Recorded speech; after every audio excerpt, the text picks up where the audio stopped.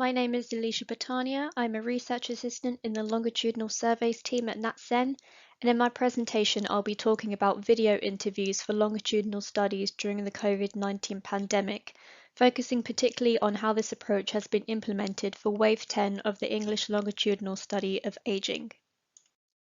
The English Longitudinal Study of Aging, also known as ELSA, is a study of people aged 50 and over and their partners. The study began in 2002 and aims to interview the same group of people every 2 years to explore the health, lifestyles, and financial situations of people as they grow older. ELSA is carried out by NatSen in collaboration with University College London, the Institute for Fiscal Studies, the University of Manchester, and the University of East Anglia.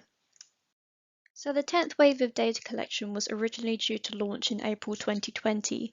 However, the unprecedented circumstances we found ourselves facing due to the COVID-19 pandemic meant that plans for face-to-face fieldwork had to be put on hold. This led to discussions on how to continue fieldwork on ELSA in a way that would be COVID secure, encourage respondent participation, and collect high-quality data. ELSA comprises a complex questionnaire which is designed to be delivered face-to-face and does not readily lend itself to be adapted to telephone or web modes. There was therefore a need to explore alternative modes of data collection for ELSA. During the pandemic, the use of video calling tools for work and personal purposes became more prevalent.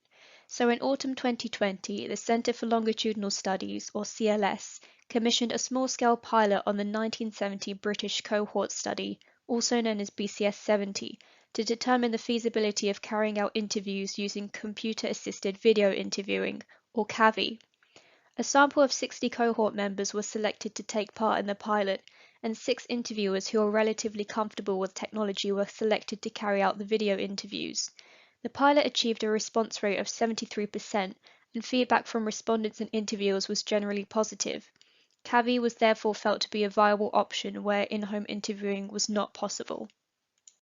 So what are the features of a Cavy approach? Firstly, there's the use of video calling software. NatSen has decided to use Microsoft Teams as it offers better data security than some other platforms. A second feature is video call interview training for interviewers who are generally used to face-to-face interviews and have to be trained on how to conduct interviews remotely. Another feature is limiting tracing activities to ensure only remote contact via phone, email, or post. And a final feature of Cavy is that respondents who cannot be contacted by telephone or email are issued later on in the fieldwork period to have a face-to-face interview.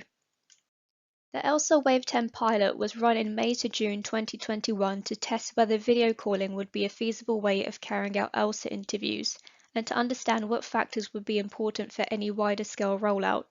317 respondents were issued who had all previously taken part in ELSA. Both interviewers and sample members taking part in the pilot were provided with a paper questionnaire about their experience of taking part in an interview via video call. Before the pilot could be carried out, the ELSA questionnaire had to be adapted for video interviewing, and the following changes were made. Firstly, we made use of the screen sharing functionality of MS Teams and created show cards for the interviewer to share with the respondent throughout the interview. Show cards are visual aids containing answer categories to a question, from which the respondent chooses the answer to the question. Secondly, ELSA respondents are asked for their consent to link their responses to 4 types of administrative data.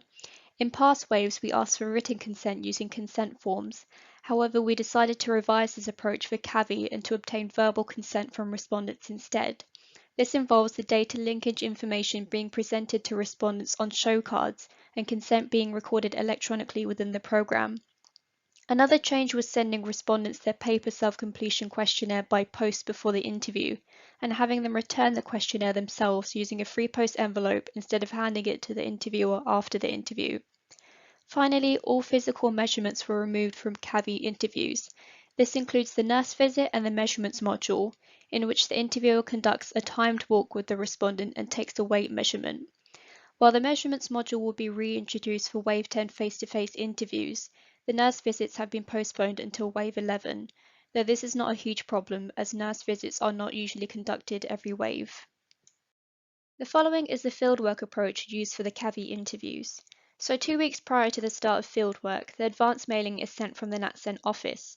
This includes the advance letter, the ELSA survey leaflet, a newsletter, plus instructions to help the respondent join the MS Teams call.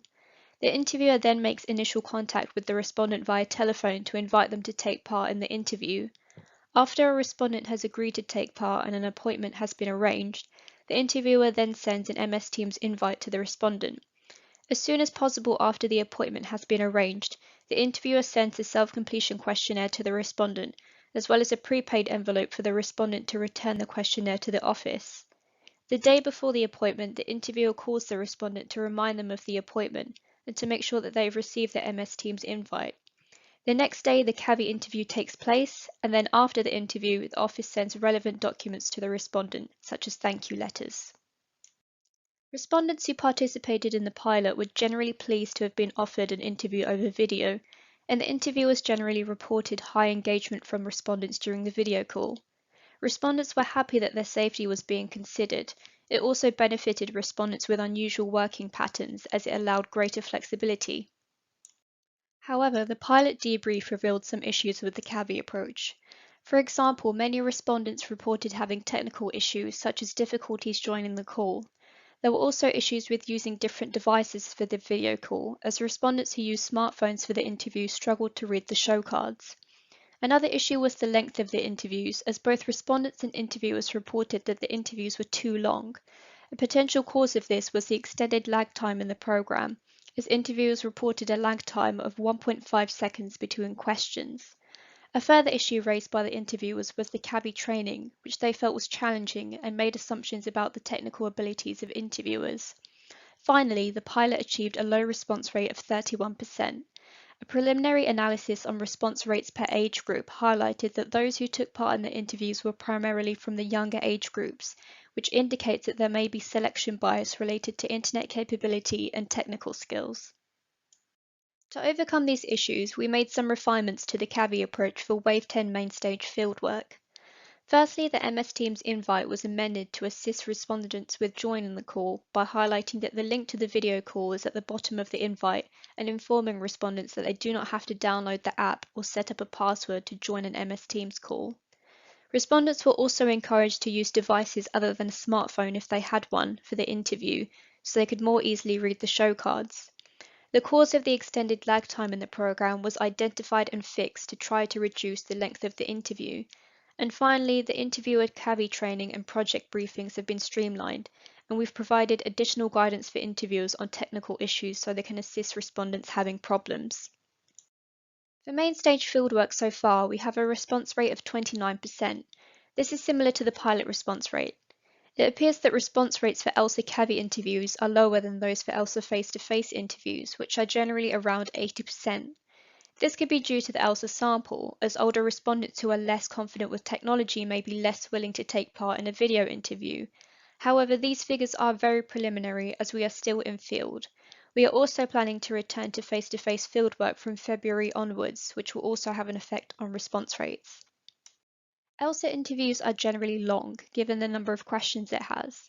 Individual interviews can take around 90 minutes and concurrent interviews can take around 120 minutes. However, it seems that there is an increase in interview length with CAVI.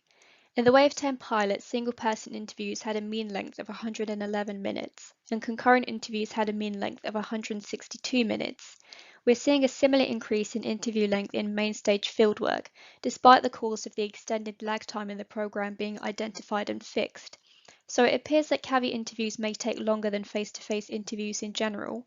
This could potentially be due to technical issues like having problems with the internet or delays in the respondent getting online. So what have we learned from implementing a CAVI-first approach? Firstly, video call interviewing appears to be technically feasible for longitudinal studies like ELSA and seems to retain the high quality of face-to-face interviewing with minimal adjustments to the content. Future approaches could be mixed mode, incorporating both face-to-face and remote interviews. Response rates may be lower for some populations, such as older respondents who are less confident with technology, so selection issues related to internet capability and technical skills should be expected. CAVI interviews may be longer than face-to-face interviews, which may be due to technical issues such as internet problems and difficulties joining their MS Teams call. Interviewers require technical training to prepare them for conducting video interviews. Some interviewers may be more comfortable with technology than others, so any training provided should not make assumptions about the technical abilities of interviewers. Finally, it must be considered that while some interview components can be adapted for video interviews, this may not be possible with other components, such as collecting physical measurements. What is next for ELSA? So the next tranche of fieldwork, which will be tranche 3, will run from the 3rd of February to the 31st of March. From this tranche onwards, we are hoping to return to face-to-face fieldwork, but we'll continue with the CAVI opt-in approach for those who cannot or do not want to have a face-to-face interview. So post-Wave 10, future work could compare responses from Wave 10 face-to-face and video interviews to investigate whether Cavy has led to measurement effects.